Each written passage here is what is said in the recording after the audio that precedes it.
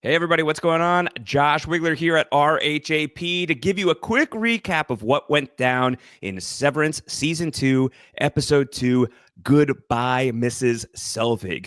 If the season premiere was all in on the innies, this week's episode is all in on the outies. This week's episode, originally designed to air alongside the first episode of Season 2, and I think you can see why, because we are only looking at the outies this week. So we picked up with Mark S going down back to Lumen after shouting she's alive.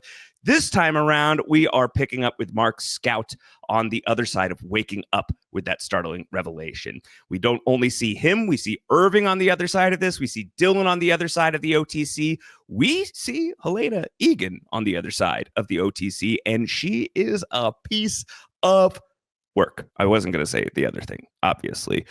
So we get to follow all of these characters figuring out what they should do on the other side of learning that their innies aren't particularly happy at Lumen. In the case of Irving and Dylan, they don't really have much say-so in what goes down. Mr. Milchek, freshly promoted to the manager of the 7th floor at Lumen, goes and fires them both as guided by Kier's hand. Meanwhile, we got to get Mark back to work. For whatever reason, Mark is super, super important. He is responsible for something involving Cold Harbor, which this is the big mystery of the moment. What is Cold Harbor? We're all trying to figure out what that is, and it is name-checked, not mill-checked, on the show this week by Helena Egan herself. Mark is intimately involved in this project that is of key importance to Lumen, so they got to lure him back. Just one problem. Mark was thinking about quitting Lumen and is still thinking about quitting Lumen. And then there's a couple of people who don't want him to quit Lumen. Obviously, Milchik, who is going to offer Mark a 20% pay bump in order to stay.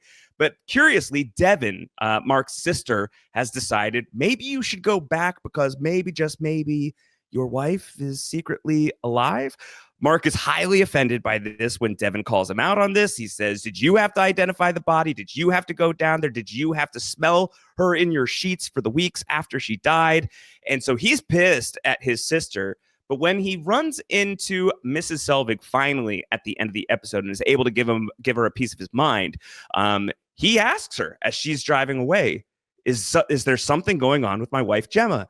And she screams, honks the horn, and drives off. And that's where we leave Mark in the episode this week. So it seems like Mark Scout maybe at the very least is asking these questions about Gemma. So he's on the path that Mark S is on inside of Lumen. Meanwhile, Dylan's just trying to get a job out here. Dylan goes to a door factory where he's trying to get a job, and he ends up face to face with basically a doppelganger of Dylan, who's asking him about kickball and all these other questions.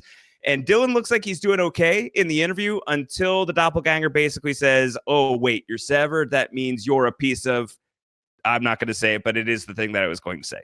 And so Dylan doesn't get the job, and Dylan's very upset. And Dylan is asking about health insurance and all of these questions.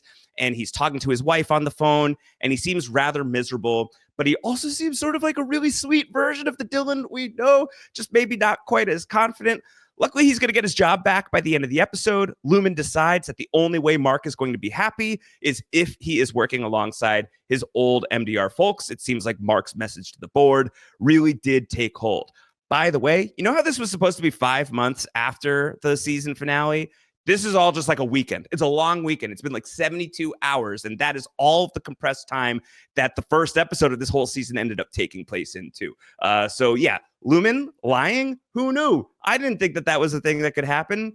Let me tell you one other thing that's super interesting about this episode is Irving, who we check in on a couple of times in this episode, but we do not know how he woke up. We know how everybody else woke up. We see Mark in the immediate aftermath of the OTC getting shut off. We see Helena basically in the immediate aftermath of the OTC being shut off. We see Dylan walking out of Lumen with a pack of ice on his head after learning that he was an aggressor in some sort of attack. So we see how he woke up. We don't know how Irving woke up. When we last left him in season 1, he was banging on Bert's door, and somehow he woke up, and somehow he went back to his place.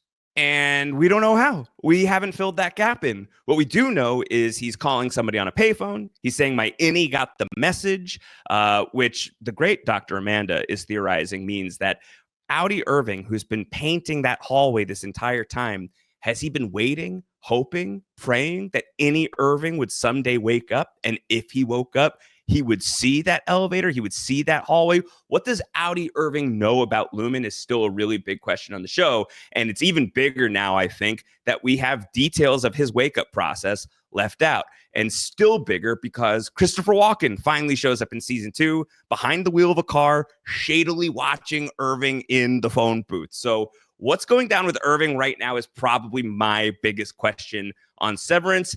Second only maybe to the Cold Harbor thing, which I'm really excited to figure out what that all means. But also, is that Helly or is that Helena? And I don't think that it's necessarily clear yet. Helena ends up watching a bunch of security footage of the MDR team leaving Lumen, Mark and Helly sharing that kiss. She rewinds it. She watches it from different angles. Either she's perving out or she is getting in touch with something about Helly that she doesn't possess in her life as Helena Egan. Or is she studying? Is she getting ready for some sort of infiltration act? So I think that this big question of Helly versus Helena is still very much on the mind of the fandom and of the show. Lots of other questions that are percolating here. We get into all of it in the WeKnowSeverance.com podcast here on RHAP, which you can listen to when you subscribe to We Know Severance on your podcatcher of choice. It's a big 90-minute recap that Amanda, Melissa, and I get into. In a couple of days, we'll be back with deep dives into theories, feedback from all of you. You can send it in, severancerhap@gmail.com. That's severancerhap@gmail.com. Don't forget to subscribe to We Know Severance to never miss an episode of the podcast. Until next time, folks, go up the elevator. We'll see you next week.